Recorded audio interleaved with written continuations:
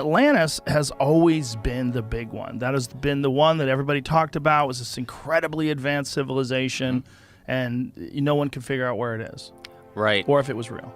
I think that Atlantis, because surely that wouldn't have been necessarily the name just through like the change of language, over, let's say, 12, 13,000 years ago, which would be the time frame.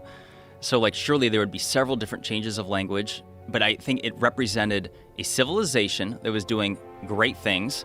They were more global than what many people think would be possible. Atlantis was said to be a kingdom made up of, or an empire, made up of 10 kingdoms.